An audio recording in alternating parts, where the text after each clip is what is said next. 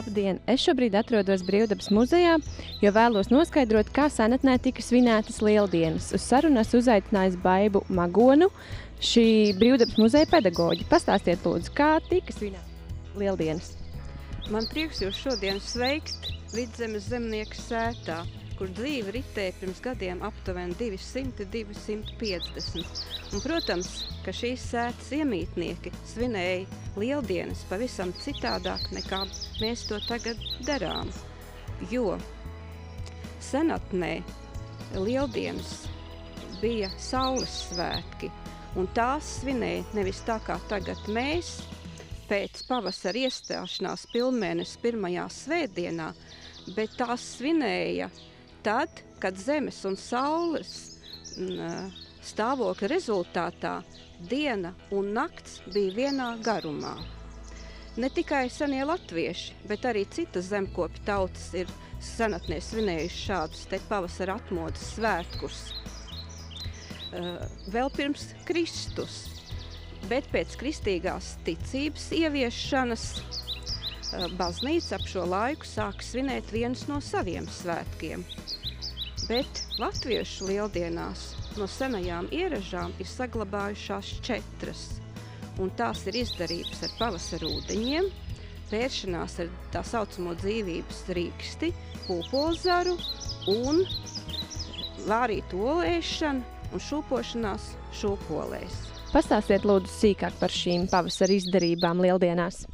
Lieldienu rītā vēl pirms saules bija jāceļas augšā un jāmazgā seja tekošā ūdenī. Jo ļaudis senatnē ticēja, ka šajā brīdī ūdenim ir dziedinošas īpašības. Un dzīvajā ūdenī mazgājās ne tikai paši, dzīvajā ūdenī arī peldināja lopiņus, saimnieks savus zirgus vismaz 3 reizes ieveda kādā upītē, kas tecēja. Arī bišu stropus mazgāja ar ūdeni. Lieldienu rītā no rīta tas, kas bija pats pirmais pamodies, tas visu spēra ar pūpolu zariem un perot. Neperiet mani! Apaļš kā pūpols, vesels kā rutks, sarkans kā vēzis. Protams, ka Lieldienām kā visiem svētkiem tika gatavots arī cienasts. Un Lieldienu cienastā neiztrūka vārītas olas. Ja sākotnēji oliņi bija tādi, kādi viņu vistiņi bija izdējusi, tad 17. gadsimtā ieviesās olu krāsošana. Šī te paraša pie mums ir atnākusi no Vācijas, kur jau 16. gadsimtā tā bija raksturīga, bet latviešu zemnieku sievas olas krāsoja ar dabiskiem zemnieku saimniecībā viegli atrodamiem materiāliem. Viņas vārīja oliņas sīpolu mizās, tad tās kļuva dzeltenas. Ja ņēma pirtslotas, kurām bija klāta bērzlapiņas, tad oliņas kļuva zaļas.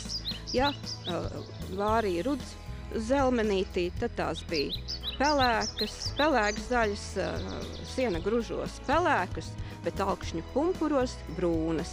Bet jaunas meitas krāsoja raibas olas. Raibu olu krāsošanai bija dažādi paņēmieni, jo meitas sacentās, kuru pēc iespējas krāšņāku oliņu varēs nokrāsot, un tās dāvināja puišiem. Bet, ja bija izdevība dabūt Lieldienu rītā melnas vistas izdētu olu, tad tā esot pasargājusi no ļauna.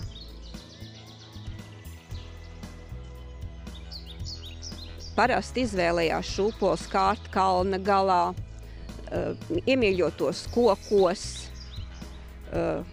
bet nedrīkstēja šūpols kārt smilšainā zemē, nedrošā vietā.